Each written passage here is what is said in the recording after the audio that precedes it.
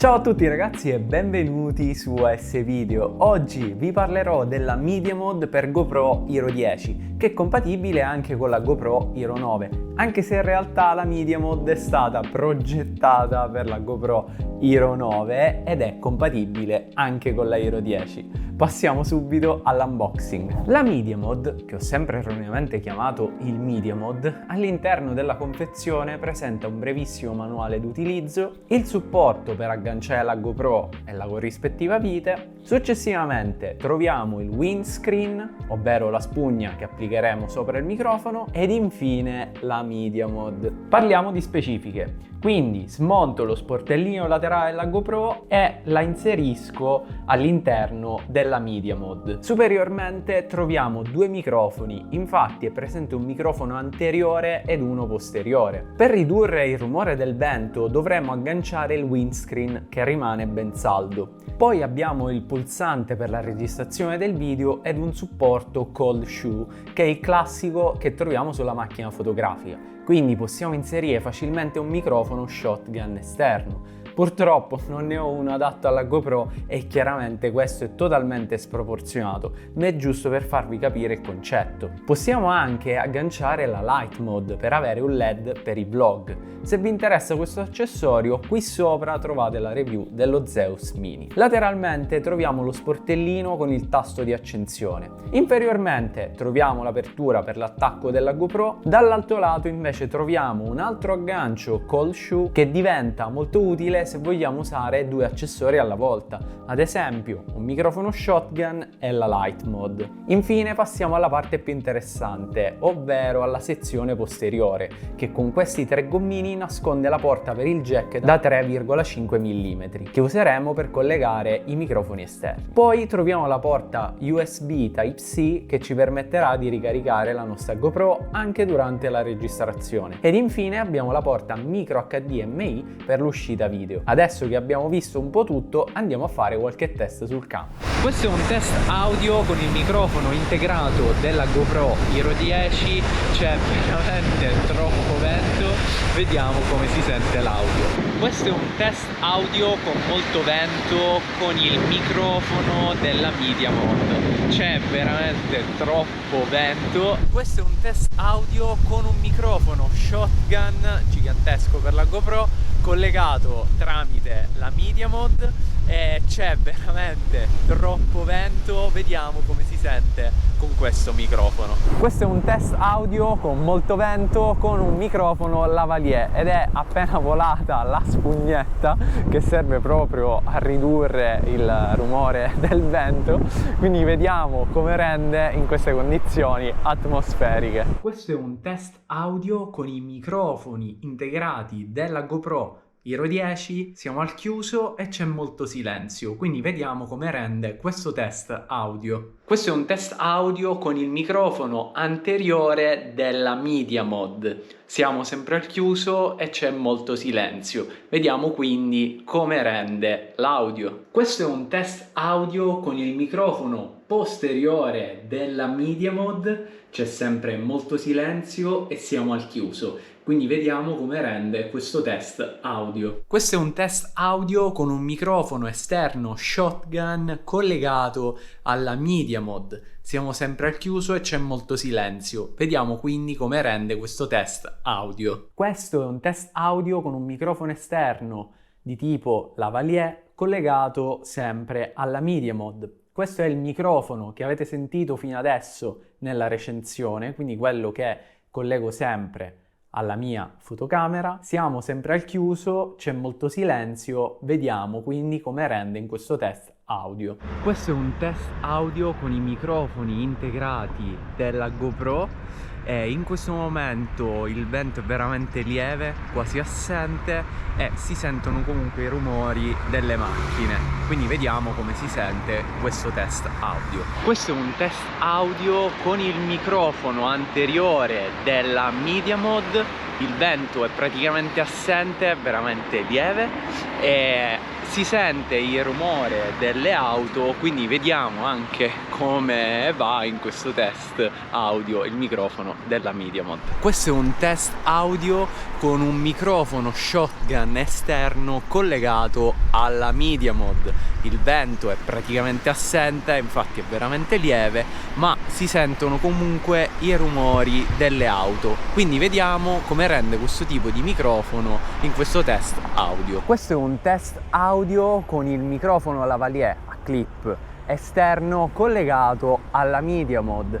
C'è pochissimo vento, anzi è praticamente assente, ma si sente il rumore delle macchine. Quindi vediamo come si sente questo tipo di microfono. Per questo ultimo test vi voglio fare sentire la differenza sempre del microfono pessimo della MediaMod anteriore e quello posteriore. Teoricamente quello anteriore è indicato se facciamo video di questo tipo, o comunque se il soggetto è davanti la GoPro, perché se io vado a spostarla così la mia voce si dovrebbe sentire di meno e magari si andranno a sentire di più i rumori ambientali, ovvero quello che sto inquadrando. Adesso invece sono passato al microfono posteriore della MediaMod, che dovrebbe far sentire molto meglio la mia voce perché sono alle spalle della GoPro, e quindi se io adesso posiziono la GoPro in questo modo mi dovreste sentire di meno. Chiaramente è una cosa molto comoda in base alla ripresa che andremo a fare, ma comunque l'audio della MediaMod, che sia microfono anteriore o posteriore, a mio avviso è totalmente insufficiente. Per questo motivo comunque non mi soffermo molto su queste differenze. Allora ragazzi, ho fatto tantissimi test e vi devo dire che non c'è stata una volta in cui ho preferito il microfono della MediaMod. Come avete potuto sentire, l'audio sembra ovattato, più compresso, di una qualità comunque più bassa. L'ho testato in qualsiasi tipo di ambiente, anche con la musica, per parlare, col vento, in silenzio, insomma ho fatto veramente tanti test che non vi ho mostrato, ma il risultato è sempre lo stesso. Solamente ogni tanto il microfono della MediaMod riesce a ridurre un pochino il vento che arriva sulla GoPro, e quindi avremo un po' meno rumore, però veramente è stata una differenza molto marginale. Quindi comunque fra il microfono integrato della GoPro e il microfono della MediaMod consiglio assolutamente il microfono integrato della GoPro. Mentre abbiamo visto che la MediaMod funziona perfettamente per collegare dei microfoni esterni. Infatti con un microfono shotgun o un microfono lavalier potreste ottenere degli ottimi risultati. Chiaramente quelli che avete sentito sono i test di alcuni miei microfoni e quindi potranno variare in base al modello di microfono che acquisterete. In descrizione comunque trovate diversi microfoni consigliati per le GoPro. Una cosa positiva è che con la MediaMod montata è possibile scegliere se usare il microfono integrato della GoPro o quello della MediaMod, quindi non saremo costretti a smontarla se vogliamo sfruttare i microfoni della GoPro. Ho trovato comodi anche i livelli audio che sono disponibili solo quando si usa il microfono della MediaMod, o lasciando questa impostazione attiva comunque funzioneranno anche con i microfoni esterni. Adesso vi voglio parlare della porta USB Type-C, che online è stata motivo di diverse controversie. Questo perché alcuni sostengono che non è possibile ricaricare la GoPro con la MediaMod, ma come state vedendo è possibile ricaricarla senza problemi anche con un power bank, e quando la GoPro registrerà i video scomparirà il simbolo della ricarica, ma effettivamente la GoPro sfrutterà la batteria del power bank, infatti non riuscirà a caricare la batteria, ma comunque il livello rimarrà sempre lo stesso. Personalmente ho fatto un test con un video in 5K e dopo circa 11-12 minuti di video il livello di batteria era rimasto invariato. Un'altra cosa che ho sentito è che non è possibile trasferire i file dalla GoPro al PC quando si utilizza la MediaMod. Allora, la prima volta l'ho collegata e non ho avuto alcun tipo di problema, mentre la seconda volta effettivamente non sono riuscito a trasferire i file. Ricevevo alcuni errori durante la riproduzione del video o durante la copia. Ho fatto quindi diversi tentativi ed in sintesi ho notato che con le porte USB 3.0 si riesce a trasferire i file anche se in un modo un po' più lento, mentre con le porte USB 2.0 alcune volte non sono proprio riuscito a trasferire i file, altre volte sì. Quindi preferibilmente bisognerà usare una porta USB 3.0 e comunque se riscontrate problemi sarete costretti effettivamente a rimuovere la GoPro dalla Media Mod e collegarla direttamente al computer. Quindi da questo punto di vista effettivamente ci sono dei bug. Infine passiamo alla porta micro HDMI che ci permetterà di collegare la GoPro ad un monitor esterno. Avremo bisogno di un cavo con un attacco micro HDMI o più semplicemente un cavo HDMI e di un adattatore micro HDMI per collegare tranquillamente la GoPro alla nostra televisione. Potremo quindi sia visionare i file presenti nella GoPro che vedere in live view la nostra GoPro.